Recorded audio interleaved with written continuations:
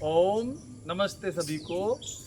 आज जानते हैं वो 5 प्राणायाम जो आपके जीवन में विशेष परिवर्तन ला सकते हैं। कैसे उन प्राणायाम के माध्यम से आप अपने शरीर की अनेक व्याधियों को सरलता से मिटा सकते हैं। कैसे उन प्राणायाम के माध्यम से आप अपने जीवन में होने वाली संभावित बीमारियों को भविष्यगामी इन फ्यूचर जो डिजीज होती है यानी भविष्य में होने वाले रोगों को कैसे आप दूर कर सकते हैं। तो आज उन 5 प्राणायाम को सीखेंगे जो हमें हमारे आनुवांशिक रोगों से भी बचा करके रखेंगे। तो सबसे पहले उन प्राणायाम की श्रृंखला में सबसे पहला प्राणायाम है भ्रामरी प्राणायाम। मैं थोड़ा सा करके आपको दिखाऊंगा और आप जानेंगे कैसे करना है। मैं उसकी संख्या के बारे में बताऊंगा, तरीके के बारे में बताऊंगा, सावधानी के बारे में बताऊंगा। तो इन प्राणायामों को आप आशा है अच्छे से देखेंगे और अपने शुभ चिंतकों को शेयर भी करेंगे ताकि उनके जीवन में इन प्राणायाम का लाभ प्राप्त हो सके। तो सबसे पहले हम भ्रामरी प्राणायाम करते हैं। तो भ्रामरी प्राणायाम में ध्यान से देखें, 3 उंगली इस प्रकार आती है।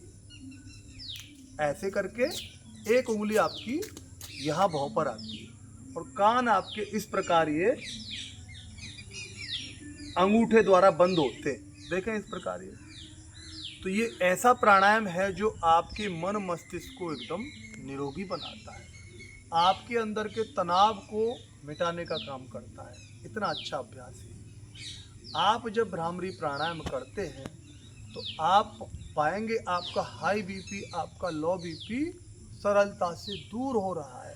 आप बिना किसी दवा के भ्रामरी प्राणायाम के माध्यम से अपना उच्च रक्तचाप हो या निम्न रक्तचाप दोनों को सरलता से दूर कर सकते हैं, मिटा सकते हैं, स्थायी रूप से जड़ से खत्म कर सकते हैं। तो समझ लीजिए भ्रामरी प्राणायाम। श्वास भरते हुए इस प्रकार मैंने आपको बताया और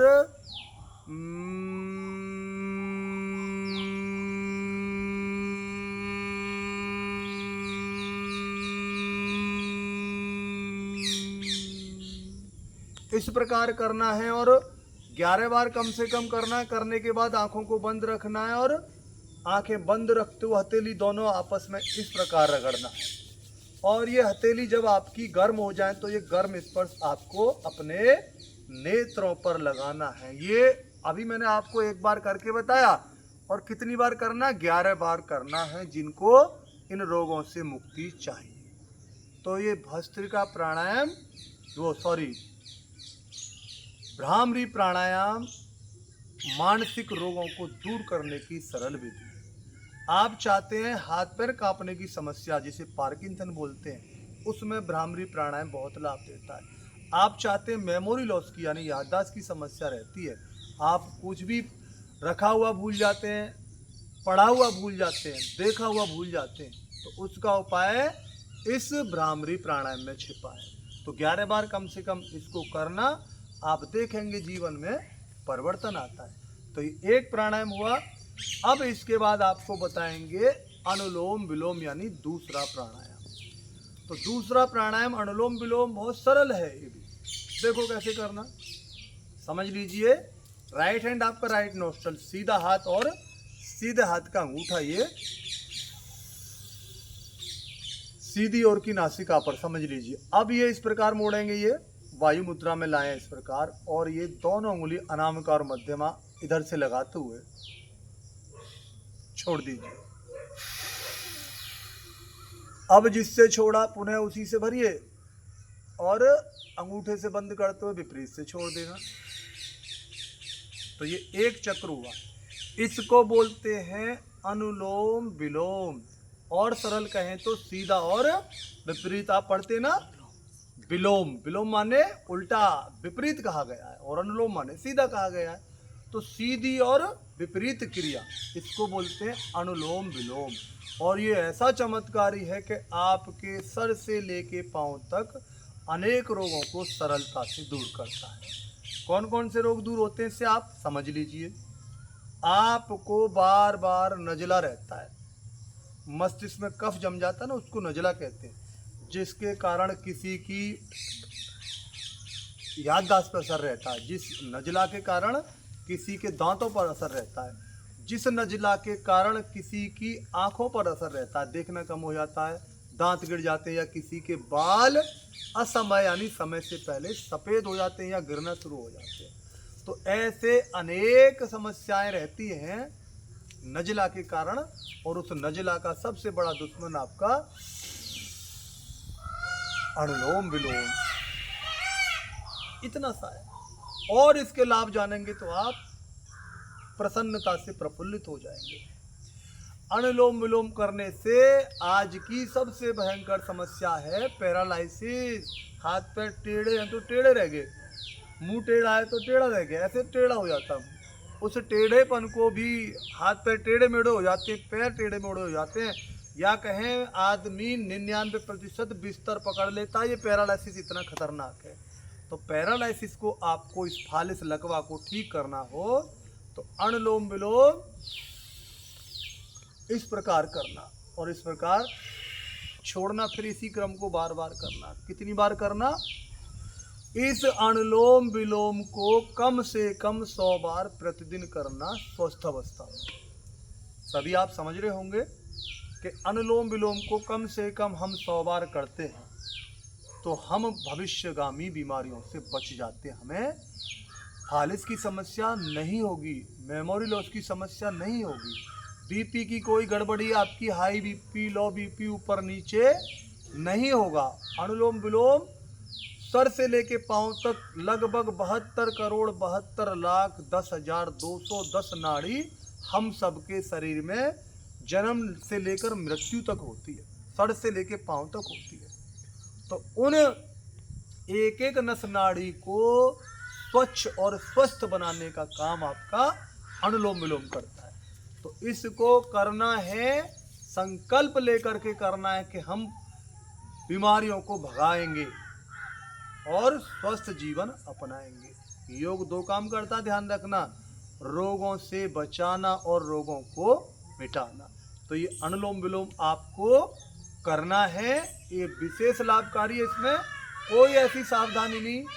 आप चाहें तो इस अभ्यास को भरे पेट कर सकते हैं, आप चाहें तो इस अभ्यास को लेटे लेटे भी कर सकते हैं, कुर्सी पर बैठकर भी कर सकते हैं। ये क्योंकि इसमें सांस खींचना है, सांस छोड़ना है, बस पूरी प्राणवायु को भरना और पूरी ही विषैली वायु यानी कार्बन डाइऑक्साइड को निकालना है। तो शरीर से अमृत को ग्रहण करना है वातावरण से, और शरीर से जो अंदर का विष तत्व है यानी कार्बन डाइऑक्साइड, उसको निकालना है। यही सरल पद्धति है, यही साइंटिफिक रीजन है कि कैसे ये ब्रीदिंग एक्सरसाइज हमारे शरीर में काम करती है, कैसे ये प्राण वायु, ये कैसे, जिसे हम ऑक्सीजन, हवा, सांस, प्राण बोलते हैं, ये किस प्रकार हमारे शरीर में काम करता है। तो ये आपके समझ में आया होगा।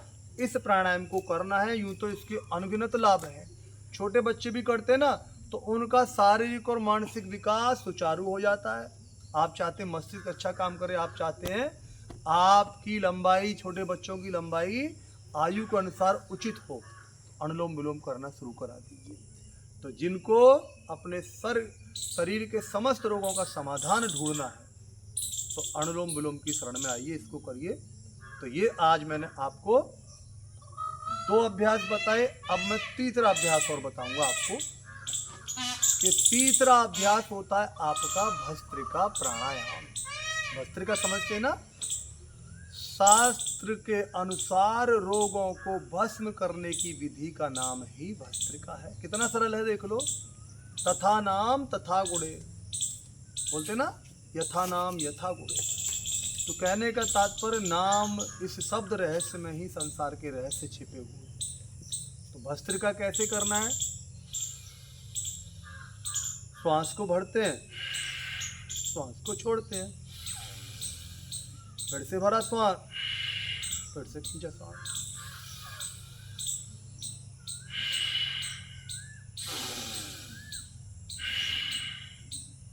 चेहरे पर कोई सिकन ना हो, कोई तनाव ना हो, प्रसन्नता के साथ, प्रफुल्लित मन के साथ, उत्साह के साथ भस्त्रिका प्राणायाम करें। उत्साह पूर्वक।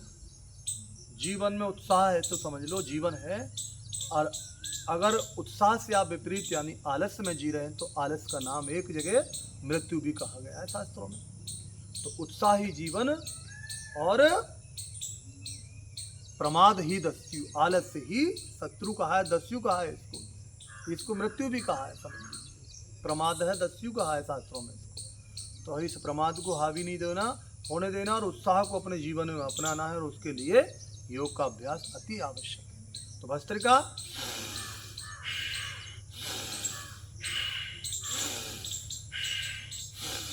इस प्रकार करना। कितनी बार? स्वस्थ हैं तो 100 बार करो, और बीमार है, कोई रोग है तो इसी को 1000 बार करना शुरू कर दो। आप देखेंगे जीवन में परिवर्तन आ गया कि हमने भस्त्रिका का प्राणायाम किया और हमारे शरीर के अनेक रोग व्याधियां मिटने शुरू हो गए। शरीर में ऑक्सीजन का लेवल कैसे अच्छा रहे उसके लिए भस्त्रिका प्राणायाम काम करता है। आपके फेफड़े कैसे बलिष्ठ बने उसके लिए भस्त्रिका प्राणायाम बहुत अच्छा कार्य करता है। आप चाहते हो सांस दमा अस्थमा आदि आपको ना हो तो उसके लिए भस्त्रिका प्राणायाम बहुत अच्छा कार्य करता है। तो ऐसे अनगिनत लाभ छिपे हुए भस्त्रिका प्राणायाम में, यानी ये कहें आपके रोगों को भस्म करने की शक्ति और सामर्थ्य केवल आपके भस्त्रिका प्राणायाम में छिपा हुआ है। तो इसे हर दिन करना है। आपको करने का तरीका बताया, बस संकल्प करिए, आपका भस्त्रिका प्राणायाम होना शुरू हो जाएगा। चलिए, तो भस्त्रिका यानी रोगों को भस्म करने की विधि। अब अगला प्राणायाम बताएंगे आपको, कपालभाति प्राणायाम। ये चौथा प्राणायाम है।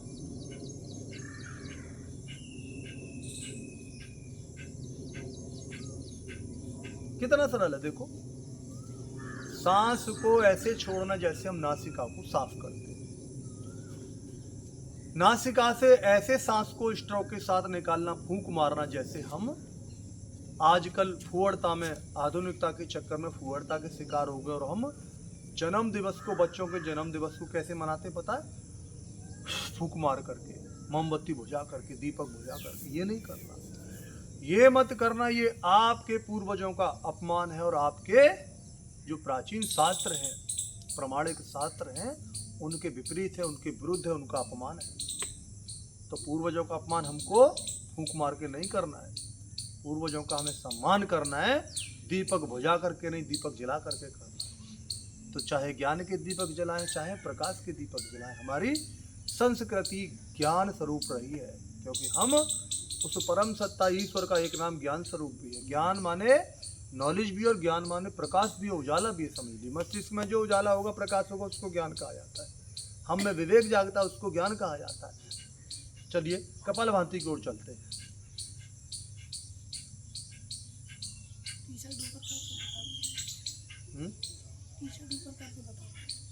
बहुत सरल है, देखो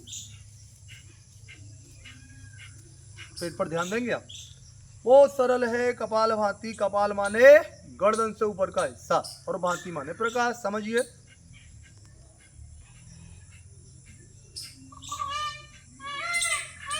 पेट पर फोकस रखें, देखो मेरे पर।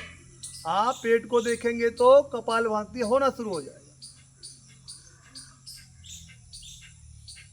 आंखें बंद, मन सहज शांत भाव से उस परम सत्ता का ध्यान कर तू, उस ओमकार का ध्यान कर तू। तुझ में ओम, मुझ में ओम, सब में ओम समाया रे, कर लो जगत में प्रीत सभी से, कोई नहीं पराया रे। तो कहने का तात्पर्य यही है, उस ओमकार का ध्यान करते हैं ना तो हम सबकी फ्रीक्वेंसी उस सुपर पावर से जुड़ जाती है। ठीक है ना, सारा खेल फ्रीक्वेंसी का। जब आप आज से कुछ समय पहले रेडियो चला करके ट्राई करते थे ना, तो फ्रीक्वेंसी सही जगह पहुंच जाए तो चैनल साफ बोलता है, और फ्रीक्वेंसी सही नहीं बोलती तो सर सर और खर खर रहती है। तो वही प्रक्रिया हमारे जीवन में हो गई आज, कि अगर हम अपनी फ्रीक्वेंसी ईश्वरीय सत्ता से जोड़ करके नहीं रखते हैं तो परिणाम ये सांसारिक उधेड़ बुन, ये सांसारिक उथल पुथल हमारे जीवन में भी उथल पुथल मचा देते। तो इस सांसारिक उथल पुथल को समझना है और सुलझाना है, इससे सुलझना है। तो आप ओमकार का ध्यान करा करो और योग की शरण में आओ। कितना सरल है कपालभाति, समझ में आया होगा आपके कपालभाति। इस प्राणायाम को करने से आपके अनेक रोग दूर होते हैं। कपालभाति प्राणायाम आपके पाचन तंत्र को निरोगी बनाता है। आप चाहते हैं कभी पथरी ना हो तो कपालभाति करिए। आप चाहते हो कभी गैस की समस्या, अपच की समस्या ना हो, वायु पेट में गोला बनते हैं ना वो ना हो, कब्ज रहती है वो ना हो, तो उसके लिए आप कपालभाति करना शुरू कर दो। तो ये विशेष लाभ देता है कपालभाति। इसको इतना बड़ा विस्तार है कि इसको बोलते बोलते अगर चाहें तो 1 घंटा यूं ही बीत जाता है, समझिए। ये कपाल, गर्दन से ऊपर का हिस्सा कपाल होता है। कपालभाति करने से कपाल की शुद्धि होती है, नासिका से स्ट्रोक जितने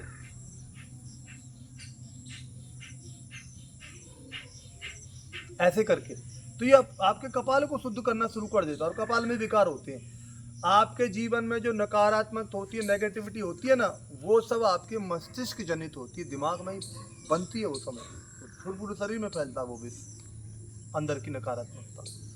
तो अंदर को सुंदर बनाना है, अंदर से नकारात्मकता को हटाना है और सकारात्मकता को लाना है। तो कपालभाति यानी कपाल बोला बताया आपको, गर्दन से ऊपर का हिस्सा, इसमें जो विकार होते हैं, तो मानसिक विकार भी, मानसिक विकारों का केंद्र क्या है? ये मस्तिष्क। इसमें तनाव इसी में होता है। इसमें आपके अंदर निराशा आएगी तो इसमें आएगी, नेगेटिविटी आएगी तो आप इसके अंदर सकारात्मकता लाएं, इसके अंदर आशा जगाना चाहते हैं, इसके अंदर से कायरता को, दुर्बलता को दूर करना चाहते हैं, तो कपालभाति करना शुरू करें। तो ये कपाल गर्दन को भी यानी ऊपर के हिस्से को भी, नजला भी इसी में होता है, आंखों की समस्या, याददाश्त की समस्या सही इसी में होती है, तो इस मस्तिष्क विकारों को दूर करता है और पेट को भी ठीक बनाता है। तो कपालभाति करना कितना करना? स्वस्थ हैं तो कम से कम 5 मिनट, और रोगी हैं, आपको पेट संबंधी है कोई रोग है, मोटापा बढ़ा हुआ है, तो इसको कम से कम 15 मिनट से लेकर के आधा घंटे प्रतिदिन करना। आप जीवन में परिवर्तन देखेंगे, चमत्कार देखेंगे। तो ये अभ्यास आपको करना है, और आपको कोई रोग ना छुए तो इन प्राणायाम को जरूर करा करो। इसमें ज़्यादा समय नहीं लगता, मुश्किल से 5-5 मिनट भी करेंगे तो 5 अभ्यास 25 मिनट में हो जाते हैं, यानी आधा घंटे में आप सर से लेकर पाँव तक फुल फिट हो जाते हैं, समय पूरी तरह से। तो 24 घंटे में ज़्यादा नहीं, 24 मिनट तो निकाला करो मेरे भाई, क्योंकि सारा काम शरीर से है। चलो अब 5वां अभ्यास करेंगे, उज्जाई प्राणायाम। उज्जाई प्राणायाम आपको थायराइड से बचाता है। हकलाहट, तुतलाहट, खर्राटे की समस्या का सरल समाधान है तो उज्जाई प्राणायाम। कैसे करना देखो, जैसे ये हमारा गला है, संकेत में समझिए, इसको ऐसे सुकोड़ना है, खींचना है, और सरल भाषा में समझिए। फिर से ध्यान दो, ऐसे श्वास को खींचा और गर्दन ऊपर ले गए, और सांस को थोड़ी देर रोका, और घबराहट हो तो बाएं नासिका से छोड़ देना। फिर से समझो, ऐसे खींचा और छोड़ दिया। इसका दूसरा तरीका समझो,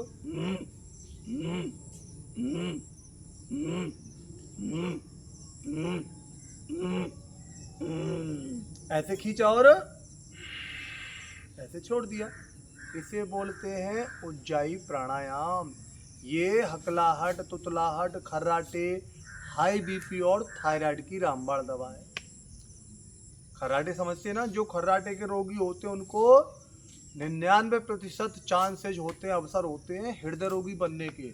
अगर आपको जीवन में हृदय रोगी नहीं बनना तो उज्जाई प्राणायाम करना शुरू कर दो, आप देखेंगे परिवर्तन आ गया आपके जीवन में। तो इन छोटे छोटे अभ्यासों को करिए, जीवन उत्साह से बढ़ जाएगा। आइए, आज इन 5 प्राणायाम के बारे में आपको बताया। आशा है ये प्राणायाम आपको अच्छे लगे होंगे। तो कृपया इस वीडियो को जितना हो सके शेयर करें।